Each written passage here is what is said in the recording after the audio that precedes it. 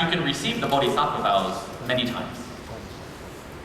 You only do monastic ordination once. I mean, there's the novice ordination and then the bhikshu, bhikshuni ordination, and that's what you have for life. In the next life, you take them again.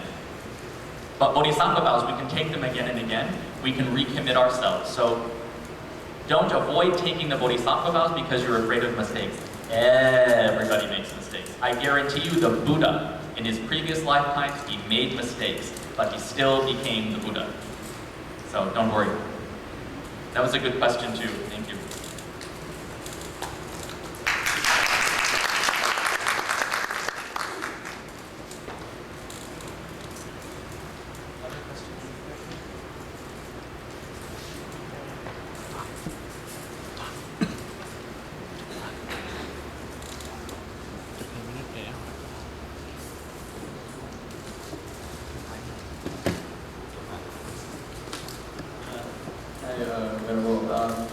Earlier you spoke upon meditation on compassion. Can you elaborate a little more on that? Because normally you use meditation to focus on either your breathing or your moment right here. So can you elaborate on how to meditate on compassion? Well, these meditations that we do to increase our concentration are very good. Because the mind wants to wander. And so if you can develop better concentration, then if you want to do other kinds of meditation, like meditation on compassion, then you have more ability to do that well, right? So I certainly don't want to criticize that kind of meditation. It's foundational. In fact, some people do that kind of meditation their whole life. And so they're able to focus their minds, and then they start to contemplate things like emptiness, aspects of wisdom and compassion, and they're able to develop their minds very clearly because they have the concentration first. But if, some people just find it boring, sitting there focusing on their breath, and they want to do something a little more active, well then it's okay to go ahead and move into meditation on compassion. But there are all different kinds of ways to do that. As I said, you can pick a specific individual. If you know someone in your life who's very ill, or who's just having lots of problems, and you just don't know what to do to help them, then you can sit and meditate. And you can picture either, like I said, you can breathe out light, health and wellness and well-being to them, and then try to breathe in their suffering. You could picture Amitabha Buddha or the Bodhisattva Avalokiteshvara, Kwanteambotat, sort of hovering above them, and light coming from that Buddha and Bodhisattva to heal them and help them. There are all different ways that you can do it. If you think of some particular technique that you like, as long as it's helping you to generate this compassion, then it's a good meditation. The important thing to understand, though, about this kind of meditation is that it's not magic. Sometimes miracles happen. Sometimes miracles do happen. I'm sure you've heard plenty of Buddhist stories about miraculous healing and miraculous events. But Buddhism, day-to-day Buddhism is not magic. The way that these meditations actually benefit other beings is that they help lead us to enlightenment. So if you're doing a meditation on compassion and you don't see the person that you're meditating on, suddenly miraculously being healed or all their problems go away, well, we shouldn't give up on that meditation, because the real point of that meditation isn't to change what's happening out here. It's to change what's happening in here. The point of meditation on compassion is to change my mind so that I will become a Buddha, and then I can be of benefit to other beings.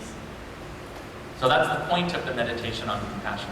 But the specific techniques, there are different specific techniques. I can't think of any more right now. I'm drawing a blank. But if you come across one that you just like, it feels good to do it, then I absolutely encourage all of you to do that meditation. Thank you.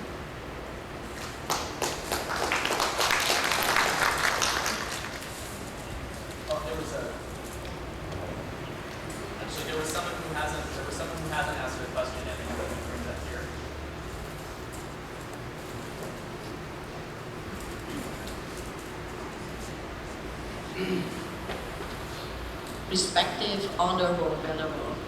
I have questions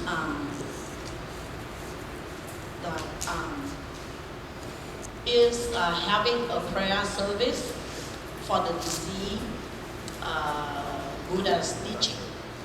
When Buddhism believe in karma and enlightenment, if you create bad karma, bad consequences will come to you.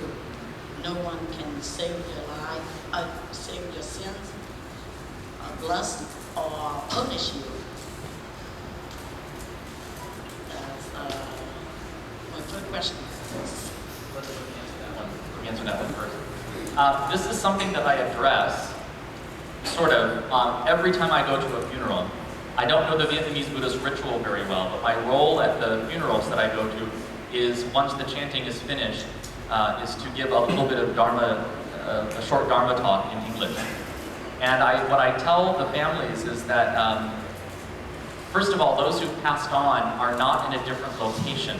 They're in a different state of being. And so distance isn't a factor. Our prayers actually do reach them. And what we're chanting, as you know, is the teachings of the Buddha and also the names of various Buddhas and Bodhisattvas. And that does actually have an impact. So between lifetimes, there's that 49-day period, right?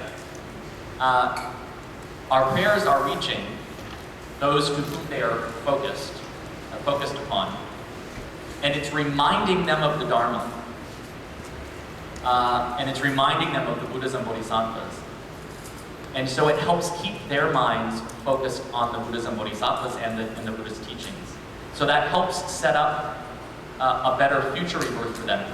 It makes that travel, so to speak, through this in-between state smoother.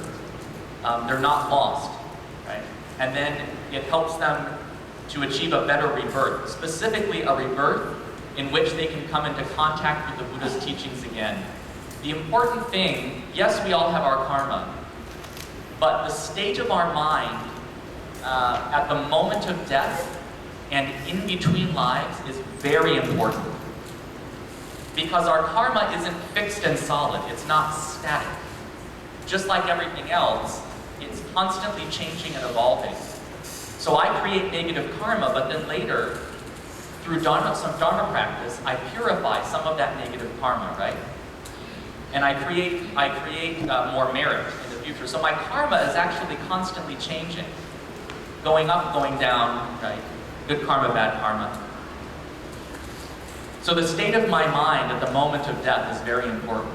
And what I focus on as I'm dying, as I'm transitioning in between lives, and as I'm moving into the next life is very important. So what we're doing, these prayers that we're doing for them, it's helping those who passed on shape their karma for their future rebirth.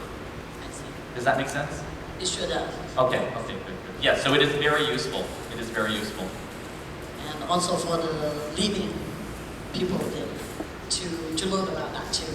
Based on the death, the disease, that lessons for future rebirth. Thank you.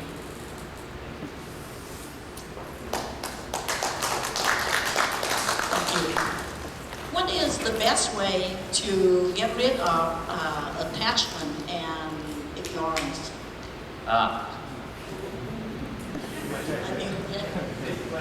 Just a little question. Real quick answer to that. Well, of course, both attachment and aversion come from ignorance. So the way to get rid of attachment and aversion is to overcome ignorance. The way to overcome ignorance is to study the teachings on impermanence and emptiness. I talked about it a little bit during my talk. So it's to understand that things will change, whether I want them to or not. To understand that I am mortal, I am impermanent, and so it's useless to remain attached to this life. When it's time for me to die, it's time for me to die. Right? So I'm talking very generally here, but so the thing to do to overcome attachment and aversion is to overcome ignorance. To overcome ignorance, we need to understand the teachings on impermanence and emptiness.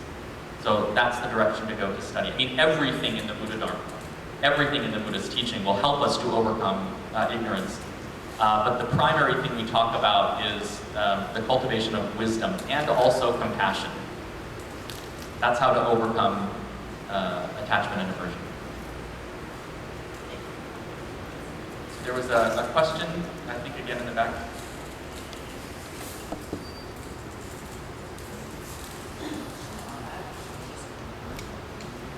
I had this question where I had for a very long time, but I finally remember it. But what is the point of following Buddhism if only you can practice it?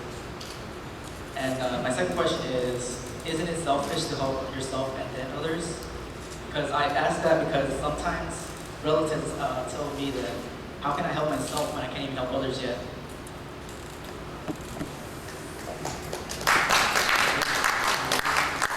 I'm sorry, could you repeat the first question? I have a short memory.